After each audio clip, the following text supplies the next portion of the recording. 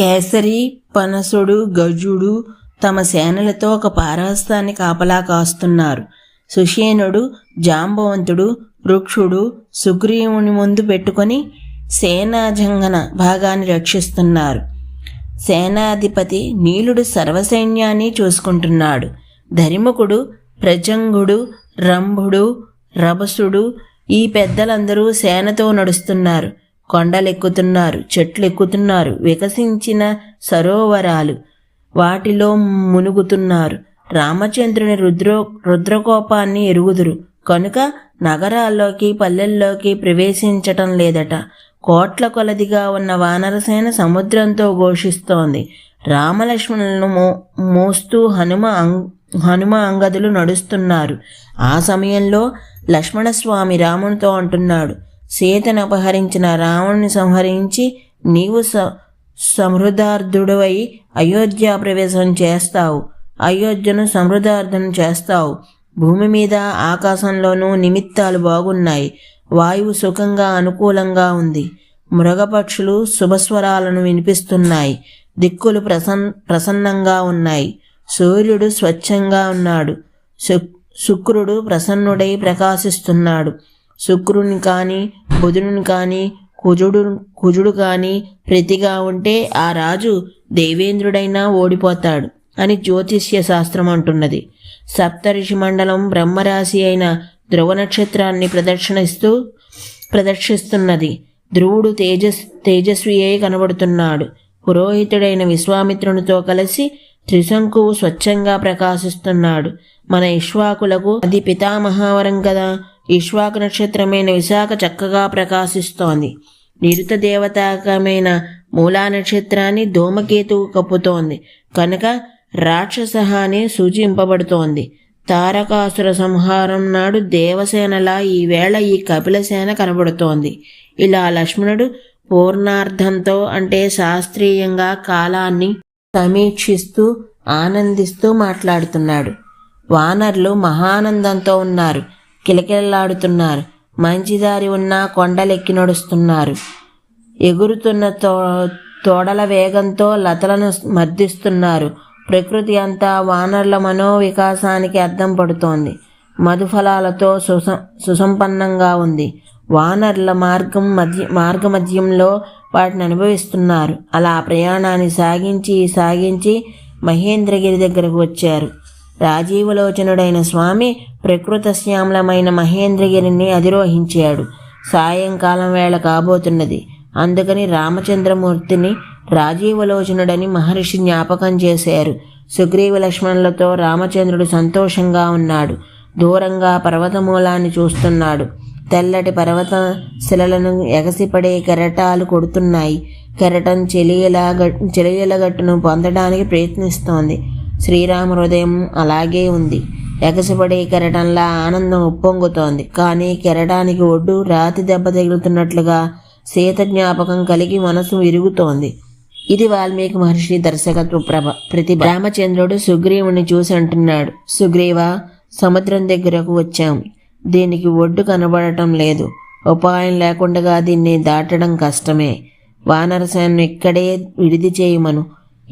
ఎవరి సేనను వాళ్ళు జాగ్రత్తగా చూసుకొనాలి. ఎవరు ఎక్కడికి వెళ్ళకూడదు. రామవాక్యాన్ని విన్నాడు సుగ్రీవుడు.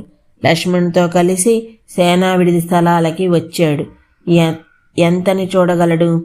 తేనె రంగులో మెరిసిపోతున్న రెండవ సముద్రంలా ఉంది. దీనికి ఒడ్డు లేదు, దానికి ఒడ్డు లేదు. రెండింటికీ తేడా లేదు. వానర గూప్చ భల్లూక వేదంతో కపిసేన తేంద్ర నివిష్ట 3 విధాలుగా ఉంది. సముద్రం కూడా కెరటాల నురుగు నీరు భేదంతో 3 రకాలుగా కనబడుతోంది. సముద్రం అగ్నిచూర్ణంలా కనబడుతోందట. రాత్రి సమయంలో సముద్రం ఇలా కనబడుతుందని ప్రసిద్ధి. ఆకాశానికి సముద్రానికి భేదం కనబడటం లేదు. ఆకాశం నీళ్ళల్లోనూ ఉంది, నీళ్లు ఆకాశం మీదనూ చిమ్ముతున్నాయి. ఆకాశంలోనూ గ్రహచంద్ర తారకాలున్నాయి, సముద్రంలోనూ ఉన్నాయి. సాగర సముద్ర దృష్టాంతముందే, అది అద్వైతానందాన్నిస్తుంది. ఈ సముద్ర దర్శనం అందరికీ ఆనందాన్నిస్తోంది. వానరులు విస్మయ స్థితిని పొందుతున్నారు. సీతా దర్శనానికి ముందు సముద్రాన్ని చూసి జీవశవాలైన వానరులు ఇప్పుడు సముద్ర దర్శనం చూసి రసానందాన్ని పొందుతున్నారు. భగవత్ సాన్నిధ్యం ఇలా ఉంటుంది. వానరులు విశ్రాంతులయ్యారు. మైంద ద్విధులు రాత్రివేళ సేనా సంరక్షణకు నియోగింపబడ్డారు. రామచంద్రమూర్తి ప్రక్కన లక్ష్మణుడు కూర్చున్నాడు. రామచంద్రుని ఆనందానికి సీతా వియోగ శిలల తాకిడి తగులుతోంది. ఆ స్థితిలో లక్ష్మణుని చూసి, లక్ష్మణ, ఈ దుఃఖం రోజురోజుకు పెరుగుతోందిరా. సీత దూరంలో ఉందని నాకు దుఃఖం లేదు, ఎందుకంటే తొందరలో దగ్గరవుతుంది. అపహరింపబడిందని దుఃఖం లేదు, తొందరలో లభిస్తుంది. మరి ఆ సీత ఎప్పుడు లభిస్తుందో, ఎప్పుడు దగ్గరవుతుందో, ఈలోపుగా వయసు గడిచిపోతుందిరా. అదొక్కటే దుఃఖాన్ని కలిగిస్తోంది. ఇది శ్రీరామ వాగ్య చిత్రే. ఎందుకంటాడో తెలియదు. సుందరకాండలో వికట అనే కపాల రాక్షస సీతను బుజ్జగిస్తూ, స్త్రీలకు యవ్వనం నిత్యం కాదు, అది ఉన్నప్పుడే సుఖపడాలంటుంది. ఈ మాటకు రామవాక్యానికి భేదముందా అంటే ఉంది.